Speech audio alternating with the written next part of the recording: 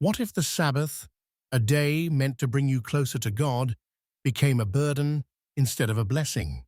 In the Old Testament, God set the Sabbath apart as a sacred time to rest, worship, and strengthen family and community ties. But by Jesus' time, the Pharisees had turned it into a checklist of rules, focusing on penalties rather than purpose.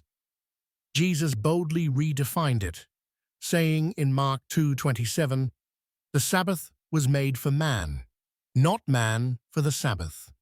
Today we're diving into Scripture to uncover the true meaning of the Sabbath, why it's a gift for rest, worship, and doing good, and how we can honor it today. If you're ready to refocus your faith, let's get started. Let's begin in the Old Testament, where the Sabbath is a cornerstone of God's covenant. Exodus 20:8-11 commands, "Remember the Sabbath day by keeping it holy. 6 days you shall labor and do all your work, but the seventh day is a Sabbath to the Lord your God." God designed the Sabbath as a gift, a day to stop work, worship Him, and build community. Leviticus 23:3 calls it a day of sacred assembly, where families and neighbors gathered to honor God. This wasn't just about personal rest, it was about spiritual health and unity. Deuteronomy 5:15 reminds Israel that the Sabbath recalled their deliverance from Egypt, a time to reflect on God's faithfulness. Violating it was serious. Numbers 15:32-36 describes a man stoned for gathering wood on the Sabbath, showing how God valued this holy day. But there were exceptions, even in the Old Testament. Priests worked on the Sabbath, offering sacrifices and leading worship to bring people closer to God, yet it wasn't sin. Leviticus 24:8 says, "Priests set out fresh showbread every Sabbath, a holy task." Then there's David in 1 Samuel 21:1-6.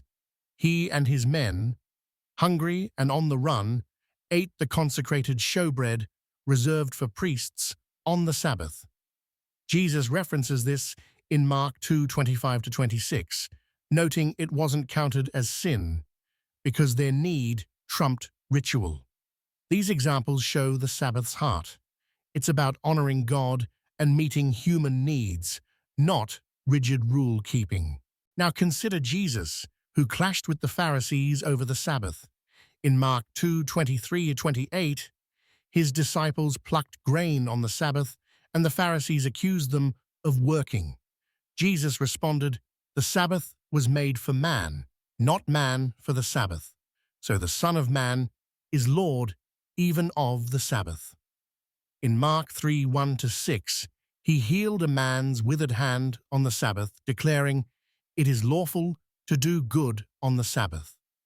The Pharisees had turned God's gift into a trap, obsessing over violations, carrying loads, cooking, even healing, while ignoring its purpose, rest, worship, and compassion.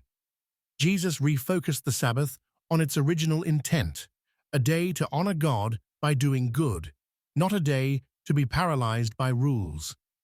Jesus lived this out. He preached, healed the sick, and performed miracles on the Sabbath, acts of love that glorified God. In Luke 13:10-17, he healed a woman crippled for 18 years on the Sabbath, rebuking the synagogue leader's outrage. Should not this woman be set free on the Sabbath day? Jesus showed that doing good, helping, healing, serving, aligns with the Sabbath's purpose. It's not about idleness, but about reflecting God's heart through rest and kindness. What does this mean for us today? The Sabbath day is God's gift to restore your soul, deepen your faith, and connect with others. Hebrews 4:9-10 says, "There remains, then, a Sabbath rest for the people of God. For anyone who enters God's rest also rests from their works, just as God did from His." It's a time to pause from the grind, worship God, and build relationships. But like Jesus, we're called to do good on this day, serve the needy, encourage the broken, share the gospel. The Pharisees' mistake was prioritizing rules over people. Let's not repeat it. How then can we honor the Sabbath today? First, rest intentionally. Set aside distractions. Yes, even your phone, and focus on God.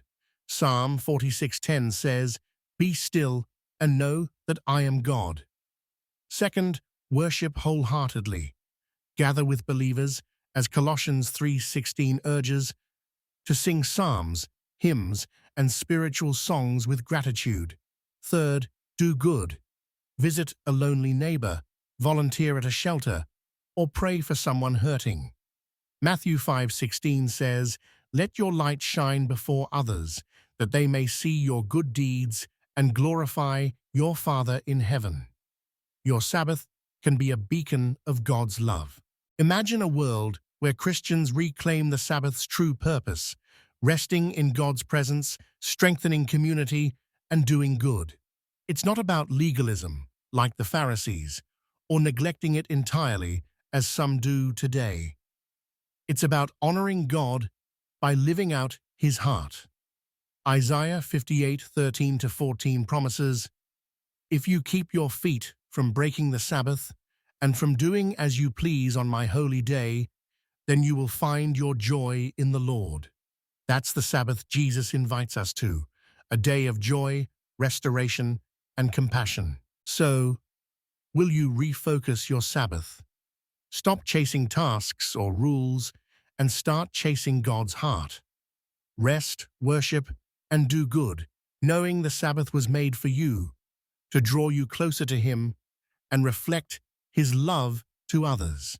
Let's make every Sabbath a celebration of God's gift. If this inspired you to rethink the Sabbath, hit that like button, subscribe, and share with someone who needs this message. Drop a comment. How will you honor the Sabbath with rest and good deeds? Let's encourage each other to live for God's glory. Until next time, make your Sabbath a holy gift. God's waiting to meet you there.